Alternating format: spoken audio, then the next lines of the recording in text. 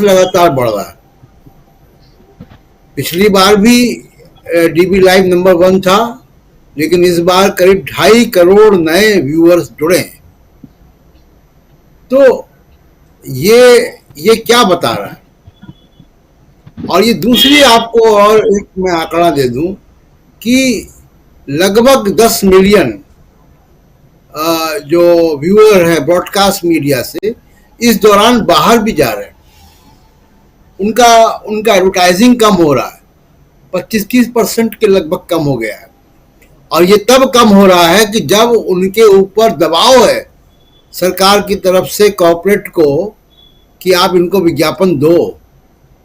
जब उनको full page के विज्ञापन सरकार की तरफ से मिलते हैं, उसके बावजूद भी तो ये भी एक सर्वे है।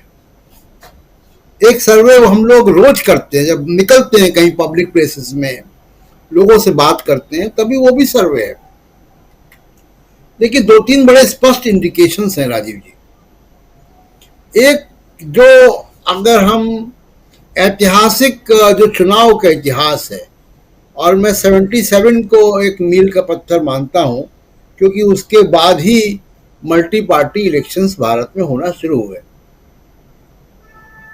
तब से आप लेके अब तक देख लीजिए, सत्ताधारी पार्टी के खिलाफ विपक्ष जब भी एक हुआ है, विपक्ष जीता है।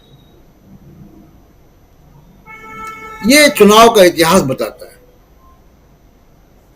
दूसरी बात देखिए, खुद जो बच्चा इम्तिहान देता है उसको मालूम होता है कि नंबर कितने आएंगे।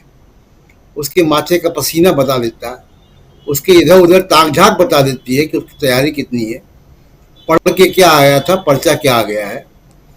अब आप मोदी जी के भाषणों को देखिए। आप, मैं सर्वे की फिगर्स पर नहीं जा रहा हूं, मोदी जी के भाषणों को देखिए आप।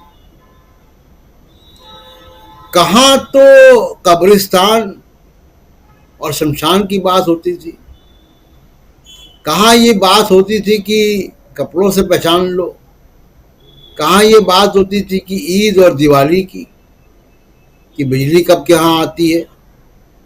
और 80-20 उत्तर प्रदेश चलता था, आपने भी चर्चा की उत्तर प्रदेश की। वहां से कहां आ गए हैं, वहां से पसमानदा तक आ गए हैं।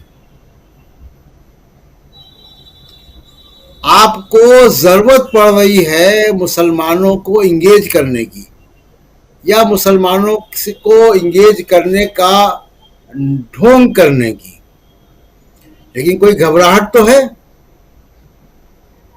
क्योंकि लगभग 145 सीटों पे मुसलमान जो है वो प्रभाव डालते हैं अपना।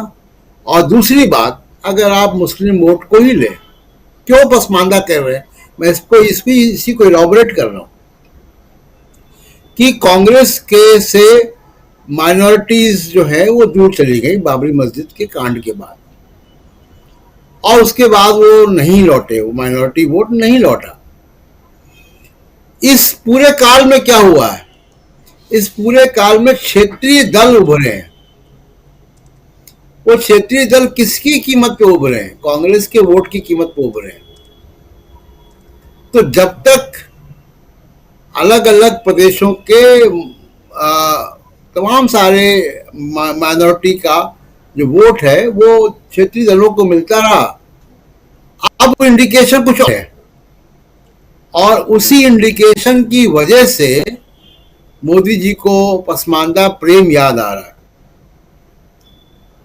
लेकिन आप किसी भी घटना को देख लें, जिस बच्चे के साथ मुजफ्फरनगर में घटना घटी उसको देख लें, उसके परिवार को देख लें, जिनके घरों में बुलडोजर चलते हैं उनको, जो गाय के नाम पे मारे जाते हैं उनको देख लें, जिनके ठेले उल्टे जाते हैं, जिनके ढाबों पे हमले होते हैं उनको देख लें।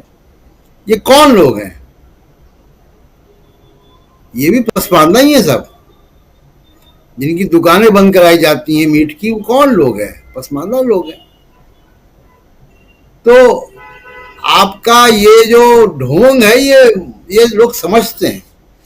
दूसरी, एक बड़ा फैक्टर होगा इस चुनाव में कल नीतीश कुमार ने बताया कि जातिवार सर्वे बिहार का, उसका काम डेटा कलेक्शन का पूरा हो चुका है,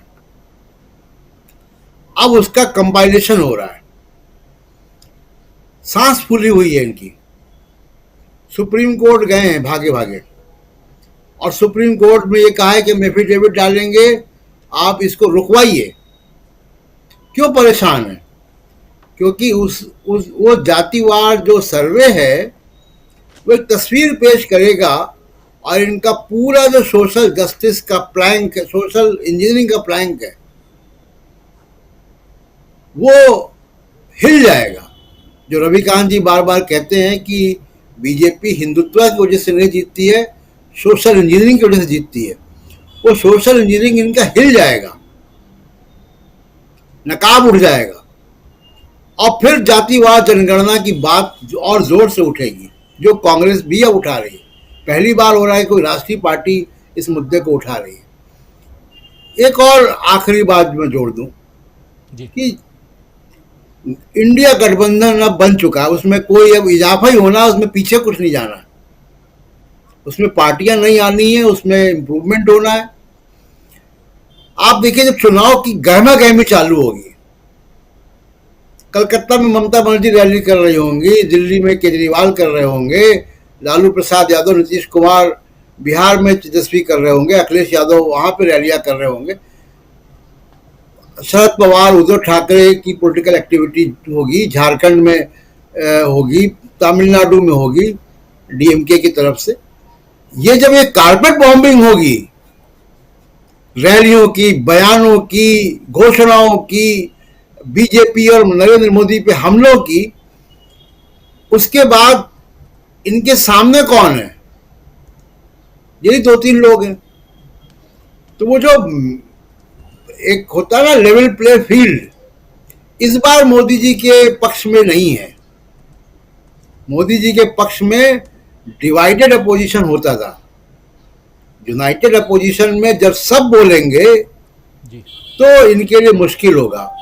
और एक और आखिरी बात कि जैसे जैसे हम आगे बढ़ेंगे चुनाव की तरफ, ये जो ब्यूरोक्रेट्स का सिंडिकेट बना हुआ है, इस ब्यूरोक्रेट के सिंडिकेट के खिलाफ भी बहुत आवाजें हैं अंदर अंदर, वो आवाजें मुखर होंगी।